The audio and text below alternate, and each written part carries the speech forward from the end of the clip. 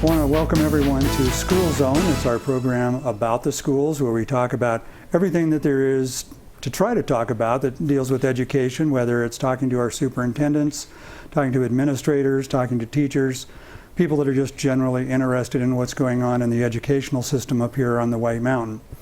And today, for our guests, I have two guests in the studio with me. I have Alicia Phillips. Alicia, hello. Welcome. And Lauren Webb. Hello. Hi, Lauren. They're both from the Blue Ridge School District, and I'm going to have them tell you a little bit about what they do or did in the district. And why don't we start with you, Alicia? You are not with the district now, but up until just recently you were. Yes, I just retired after 30 years of education. I taught special education. I taught fourth grade. I was an assistant principal and then worked my way up to being a principal, and loved every part of it. And each component of your job is way different than the last. But I taught fourth grade for 12 years. And you got a pretty exciting new job with the Navajo County. Yes, I did. I'm going to work with Debbie Campbell at the Navajo County Drug Project. I'm the project coordinator, which it's nice because I'm still able to be in contact with the schools, with my friend Lauren, and with kids, and working out in the community. Great. So Lauren, how about you?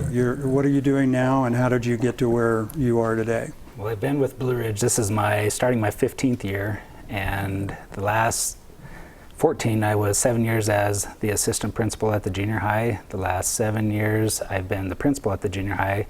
This next year, since Alicia retired from 4th through 6th, I will be taking over 4th through 8th grade there at the Porter Mountain campus, so grades 4 through 8. And before getting into administration, I taught at a charter school here in Show Low for 5 years. Okay. Well, in the past, for people who have tuned in, they know that we've had the superintendents of the three different districts here, Snowflake, Blue Ridge, and Show Low on, and we've talked about a lot of different things. And you're the first guests we've had on who are going down to that next kind of closer to the ground, you might say, type guest, where you're in the buildings and you're dealing with the teachers and the students more directly than what a superintendent would be doing. So what I really would like to get into to start out with is I'm really interested in what gets people into teaching and gets you started on this track to where you ended up as principals. You had to have something that motivated you at the very beginning that says, I want to be a teacher. There's something about it that really interests me or excites me. What was it that got you started, and did that excitement, motivation stay there all the way through? You know, how has it changed?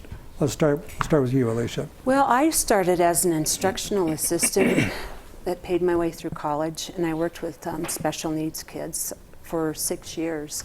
And from there, I mean, I just loved the kids are the best part of the job. And I also did some volunteer work at the juvenile correction facility in Tucson as well. And it's hard once you get into administration because you don't have, I mean, you have contact with kids, but you don't have that constant contact with kids. And you learn a lot from the kids, and they're a blast. And I don't know, I have always wanted to work with kids and, you know, be involved with them. Okay. How about you, Lauren? I think if you ask a lot of teachers, they're going to go back, reflect on some point in their life where they had a teacher that made an impact on them and how their life turned out. And so that was the same with me. I had a couple teachers in high school that really made a difference. I did go to school here at Blue Ridge and was able to return to Blue Ridge. So it's a neat experience to be able to do that. So I started out driving the bus for Tempe Elementary School while I went to school at ASU, and so being around kids at an early age when they're just going to school, and then that's when I decided, you know, I'm going to go ahead and pursue a teaching degree and get into education that way. And just like Alicia said, you learn to love the kids and you want to be around them. You feel like you can make a difference somehow, and I think that's how most teachers start out. They want to make a difference in kids' lives. Now, you both have been in it long enough that you have undoubtedly seen a lot of changes in how teaching is done today versus how it was, let's say, when you were first getting into it, whether it's from what you know, how you're directed on your curriculums to the kind of students that you get, the attitude towards education. What would you say is the biggest change you've seen from when you started to today in just kind of in general what the educational system feels like compared to when you were starting? I get to start again, I guess. You get to start again because you're to my left, and I always look left first. How it's when I taught, we had you can still make teaching fun, but you didn't have so much pressure on your school label, the accountability, your teacher performance and all. And you did a lot of fun projects. Yes, you still tested and you still got rated on things, but now it's just so different. And you've got to get through all those Common Core standards to get to the testing part of the school year. And we did it in April, and you've got to make sure that you're testing kids along the way, that they're achieving the standards. And I think this year I tested kids 3 times to make sure that they're making benchmarks, and then of course we have our state assessment. So there's a lot of pressure on teachers now, and they're rated on performance, and they get paid for their performance if their kids made gains. When you say that rated on the performance, you mean how their kids do on the tests? Yes, but we rated them on how their kids did on their CBAS testing that we did from a pre and a post test, because we wouldn't have the state testing back in time to rate the teachers. Okay. So. When I first got my job with a charter school here, it was right around the time when the charter movement took off in Arizona, and you had a lot of parents looking for school choice. So it started out trying to be innovative and come up with a type of school where parents maybe didn't feel that their needs were being met in the public school, even though a charter school is still a public school. We were able to be a little more creative with it. And after 5 years being in the charter school, I decided to go ahead and go back into the district school setting, and that's when I went back to Blue Ridge. And similar to what Alicia is saying, I think we still have teachers that are very creative, innovative, wanting to try and find a way to help to reach the students and make the curriculum exciting for them. But a lot of times the teachers feel the pressure of the testing, trying to make sure that you hit all the standards we're required to cover all the standards that the state say you have to meet these educational standards, and they feel the pressure to be able to hit it all, and there's not enough time to do it, so the teachers they feel the pressure, and it's hard to continue to be innovative and creative but yet make sure that everything's covered. So obviously we kind of all remember our own youth and childhood and probably it being way better than it was, but that's how we remember it. And I think back on my school experience, and it was years before all of this Common Core kind of curriculum came out and the testing, standardized testing, and the only test I remember really taking was in high school the ACT or the SATs. That was it. And otherwise it was just the normal tests that you got as you were going through your class to make sure that you were actually learning something. Now, the controversy, of course, is that you hear that teachers and administrators, that your hands are tied. You really, you're talking about creativity and teachers being innovative and that kind of thing, that it's kind of almost impossible in some ways for that to happen. So when you're sitting in your school, as an administrator, as a principal, and you're dealing with, the environment inside there, and you want to foster innovation, how are you able to do that against all of these mandates that are coming down that tells you, you're going to be judged by these scores, you're going to be judged by, whether you're a failing school or a passing school. And that doesn't allow it, I wouldn't think, for a lot of just kind of fun, innovative things. A little background on that. When I first started at Porter Mountain campus in 2008, I had underneath me 32 teachers, and then this last year, due to budget cuts from the state, our declining enrollment that we've had up here on the mountain, we've had to let employees go, and so this last year I went down to 16 teachers. So that huge cut in staff meant that we lost a lot of our elective programs. So we tried to think of some creative ways, think outside of the box. What are some things that we can do at the junior high to offer some elective type courses? And so one thing that we did is we came up with an enrichment wheel where teachers would pick a high interest content area, and we tried to focus with some of the science, technology, and engineering, math skills, that STEM project, have it focused in that area. And it's not a class that's going to be tied to testing per se, but kids are going to be able to take some different types of electives in that environment. So the teacher's been able to be creative in that regard, but hitting the regular classrooms, they're pretty much tied to making sure that those standards are hit. I want to give flexibility to my teachers. They're saying, no, you have to teach this. I don't tell them that you have to teach this. This is what they have to know. Whatever you want to do to get to that point to where they know it, I'll leave that up to the teachers. And that's hopefully where they can come up with those creative assignments, things that, are relevant for the kids. Most of us don't know how this stuff really works. Do the teachers and you as the administrators, on these tests that everything's being judged on, do you have that information, like at the very beginning of the year, everybody, all the teachers and administrators, this is the test. This is what the kids are going to be asked about. And so that's what you teach to, or is it more general than that? Is it more generic, or how specific is it for you as administrators and teachers? Well, we follow a curriculum calendar with all the standards laid out, and we follow that throughout the year.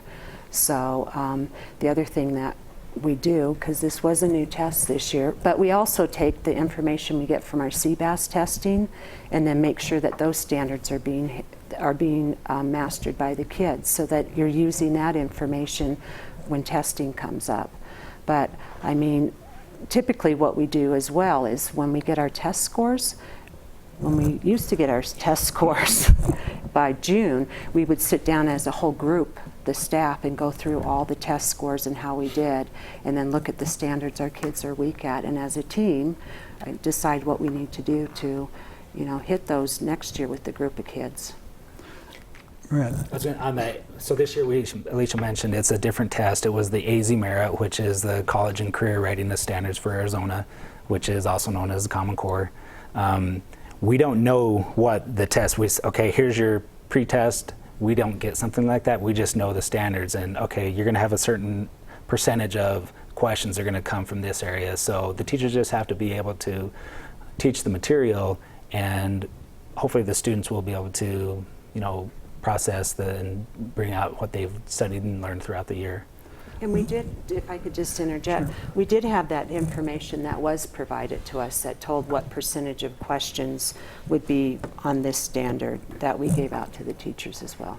The impression, as someone who's not inside the educational system, that I have, and I think it's probably the impression that most people have as we've kind of followed the debate over the last number of years, is that this is so structured and so forced that really, as a school, as a principal in your own building, as a teacher, you just really don't have much flexibility at all. Are we misunderstanding it? Is it really that you've got a lot more than we think you do, or is that the reality? You have. In my case, I feel we do have some flexibility. You are given the guidelines. You're given the standards. These are what, by the end of the 8th grade, you should know these standards. So there's flexibility in what material you want to use, whether it's a textbook, whether it's online resources, whether it's, for example, Blue Ridge uses beyond textbooks system. It's a curriculum calendar, and there are also curriculum resources available. And this is created from Vail School District down in southern Arizona. Many schools in the state use the same program, but they're not. It's not something that you have to follow these lessons, these guidelines. It's not that specific. The teachers still have the flexibility in using what material they want to be able to reach that standard. So if I'm a teacher and I get some out there creative idea of how I'm going to make my students be super interested in math, and I want to take them out of the classroom and go do whatever, I don't have an example, but let's say that's what I'm doing, that you're set up to where there is that creativity that a teacher can use if they want. Right. Well, we did a really neat thing during intercession. We did some project-based learning at each grade level, because when we brought the kids in for those 4 days, we wanted it to be fun. And our 6th grade group of kids, they had to commit for those 4 days. They made picnic tables, and they had to measure, they had to come up with the supply list, and then they had to make a brochure. And it made it fun, instead of bringing the kids in that, oh, you didn't pass this standard, therefore you're going to be working on this program all week. It was a fun experience, so you've got to make it fun for the kids as well. I jump around a lot when I'm doing this show because you make me think of things, and I hear you saying, you got to make it fun for the kids, and that makes sense, especially when they're younger. But I also heard you talking about how the budget has made it where so many of the electives have been eliminated because there's no budget for either for the program or for the teachers. Right. So how do you actually make it so it'll still be interesting enough that the kids want to be there and they want to be learning? That's got to be the toughest part when you're talking with all your teachers and your staff to figure out, isn't it? It is, and I think that's where you see the teacher that is innovative, creative. Those are the teachers that the kids want to be in, because they're the teachers that put in the hours and hours after the kids leave to be able to find those lessons, to find those resources. I mean, people think, oh, hey, I want to be a teacher, you get 3 months off, and that's not the case, because the teachers put in time way beyond when the students aren't in there, trying to come up with things. And a lot of times teachers are using their own money to buy their own supplies because we don't have the supplies to be able to give them for what they need for the projects. But yet the teachers at their own expense are going out getting materials so they can do those things that actually are exciting for the kids, that engage students. Now, I have to ask you, and I'm just being the devil's advocate, because for years now I've heard, oh, the teachers go out and they spend their own money. And I've had people go, oh, they do not. They don't really do that. That's just the school district trying to get us to feel like we need to pass another bond or whatever it is. But you're telling me they really are having to do that. Oh, absolutely, they are. And was that, you said you started 30 years ago, 15 years for you when you were first getting into it. Was it like that? Or is that just something that progressively keeps getting more of the norm?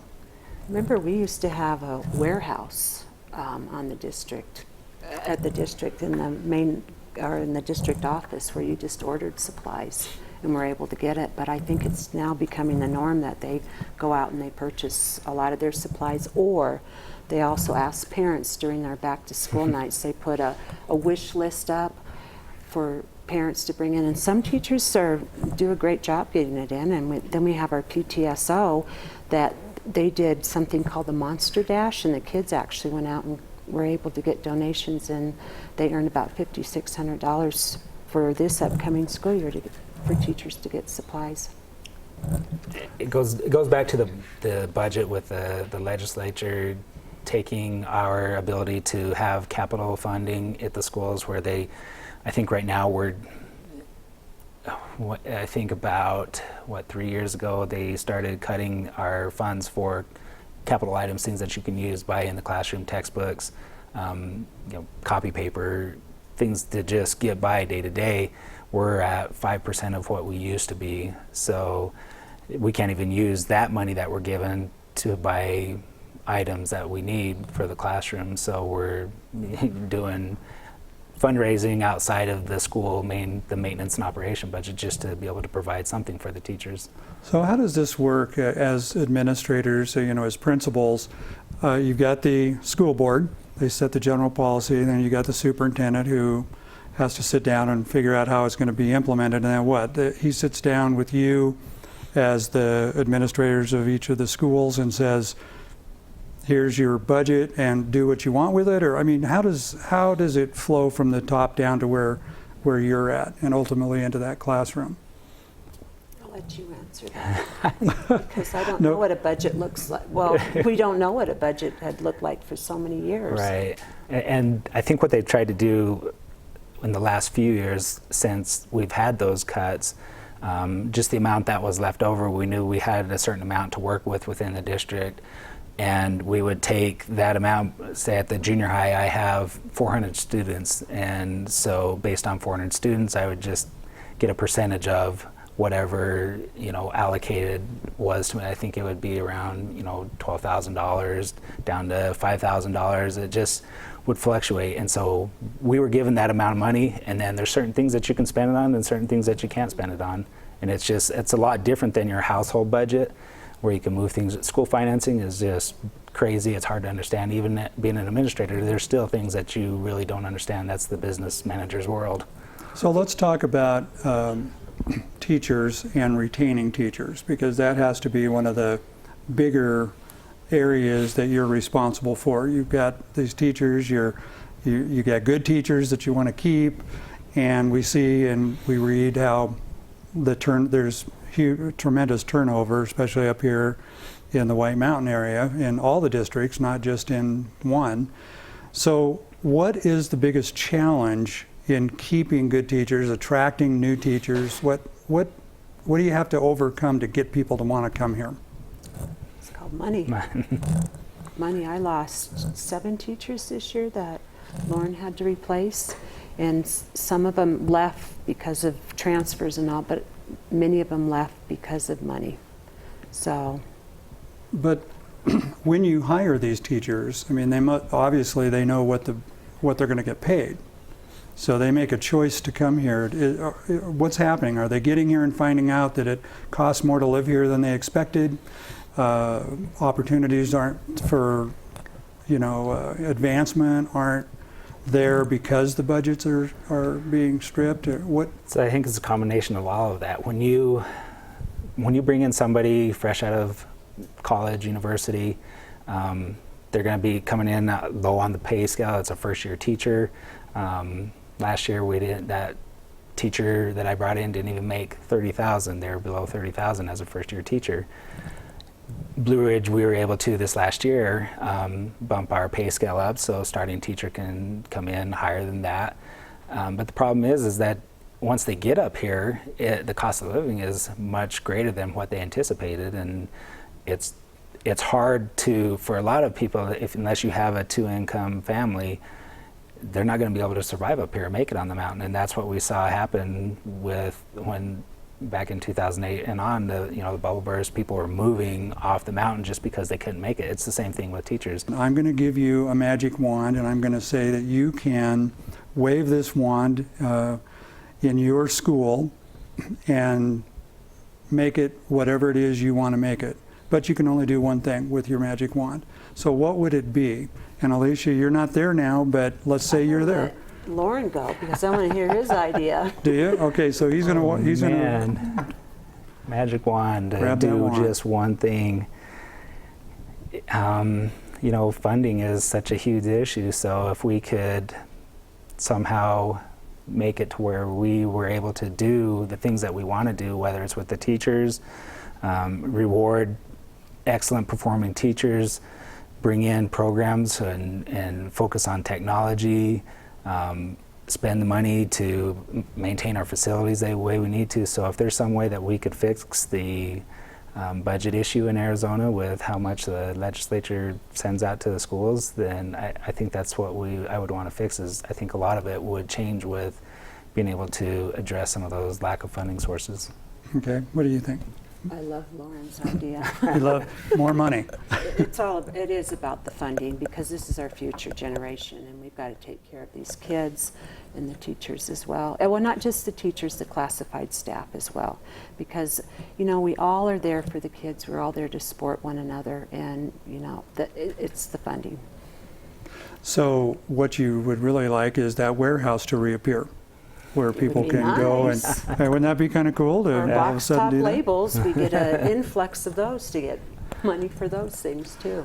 So we've got 1 minute left. Is there anything as you're sitting here and you're thinking about this conversation we've had that you would like to tell the viewing public about what's going on in the school system, good, bad, or indifferent? Is there something you'd really like to impart to them? I would like to say that we have dedicated people at all levels that are still left in the schools. Over the past few years with different cuts that we've had to make, and we've got a core group of teachers and classified staff, as Alicia said, that are there for the best interests of the kids, and they do, despite a lack of funds and money, they put in great things for these students, and students come out with a great education. I would just like to say we have some wonderful parents too, and that support the school, come in and volunteer. But we'd like to see more of the parental involvement in the schools as well, because those kids are so important. That's, I think, always, I've heard that from so many friends that I have that are teachers that, talk about where are the parents. Mm-hmm. If we could have them participating in what's going on in a more direct way, we'd be able to impact the student, the teachers, the administration, everybody across the board would be impacted in such a beneficial way because of that. So I appreciate that you saying that, and I hope that our listeners, the ones that are tuning in and that are interested in education, otherwise I don't know why you would be listening to our program, are the kind of people that are involved, but are also the kind of people that are going to say to the neighbor next door, hey, I'm headed to the school to volunteer, why don't you come with me? And show people the way of how they can help be part of the solution that we need to make education better. I want to thank both of my guests. Alicia Phillips, thank you for coming, and Lauren Webb, thank you for being here. Thanks for the invite. I wish you great luck in the next school system coming up. And Alicia, good luck with your Navajo County drug project. I want to thank all of you for joining us and watching. If you have suggestions for other topics that you'd like us to talk about, feel free to get a hold of me, Gary Adams, at KVSLradio.com. Again, thank you for joining us, and we'll talk to you next time.